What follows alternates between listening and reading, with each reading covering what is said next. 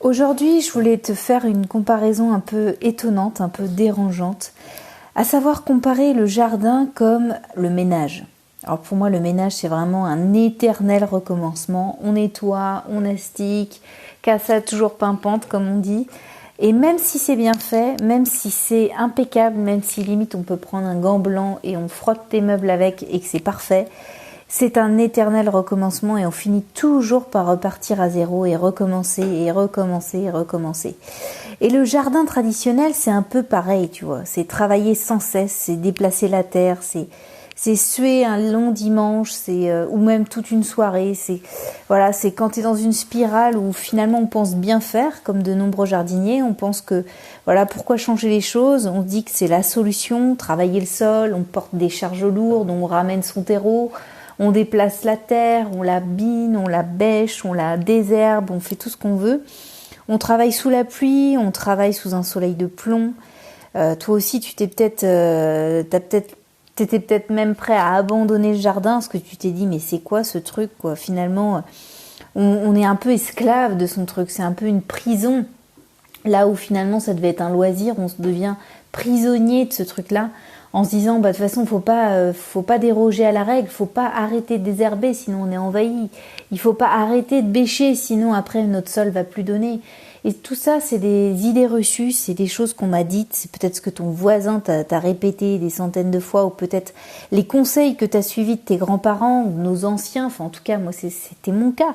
Et tu vois, on a perdu un peu de vue l'essentiel. Concrètement, moi je me suis trompée, j'ai bêtement suivi les choses qu'on m'avait dites, que ce soit mes parents, mes grands-parents, que ce soit les bouquins que j'ai pu lire sur le sujet avant, les conseils qu'on m'a donnés, les amis autour de moi qui m'ont tous dit fais comme ci, fais comme ça, pourquoi t'as pas enlevé les gourmands, pourquoi tu fais pas comme ça, pourquoi tu n'utilises pas tel outil, pourquoi t'enlèves pas toutes les herbes, etc. Les questions qu'on m'a posées, les remises en question perpétuelles. Et j'ai perdu de vue l'essentiel. L'essentiel, c'est que mon jardin reste un plaisir. C'est un plaisir, un loisir.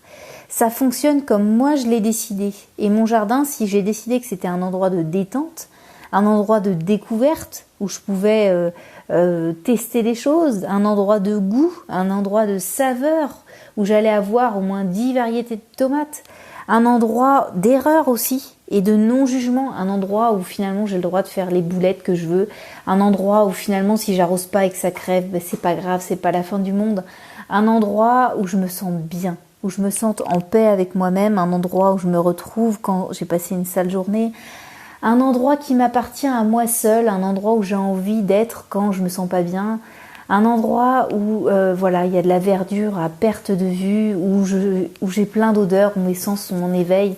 Un endroit que moi seule va décider de comment il va être agencé, de comment il va être, de quelle façon je vais façonner les choses. C'est un endroit à moi, un endroit où je peux me réfugier. Et j'espère que dans tout ce que je te dis aujourd'hui, tu vas pouvoir te retrouver dans cet objectif-là. Parce que ton jardin, ça doit être ce que tu as décidé. C'est un endroit à toi, où tu dois te sentir en sécurité, où tu dois te sentir bien. Et c'est pour ça que je te donne autant de conseils, autant d'infos, pour réussir cette transition où finalement tu pouvais avoir aujourd'hui un jardin qui ne te ressemble pas vraiment, où finalement c'est les autres qui donnent tes conseils, qui te forcent à faire des choses que tu n'as pas vraiment envie de faire, ou d'ailleurs tu ne trouves même peut-être aucun sens de bêcher, de taper sur la terre, tu n'as peut-être pas du tout envie de te retrouver là-dedans. Moi j'ai envie de me retrouver dans quelque chose de nouveau, dans quelque chose qui me ressemble, dans quelque chose de serein, dans quelque chose de bien fondé, d'intelligent, de fin, de futé, de malin, de respectueux avec la nature, d'osmose, tu vois, avec l'environnement dans lequel il est. J'ai pas envie de me retrouver avec des choses qui ne me ressemblent pas. Si tu as envie d'aller dans ce sens-là, écoute, c'est simple, aujourd'hui je suis un peu en mode serein, en mode sereine, en mode sérénité, en mode zen, en mode détente et aux antipodes du ménage, de la prison, du jardinage à l'ancienne. Donc si tu te retrouves dans les termes que je te dis, dans tout ce que je t'ai dit aujourd'hui, écoute, t'as plus qu'à t'abonner.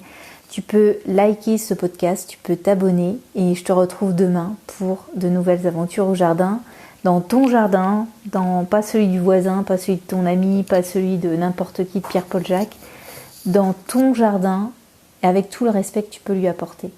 À demain.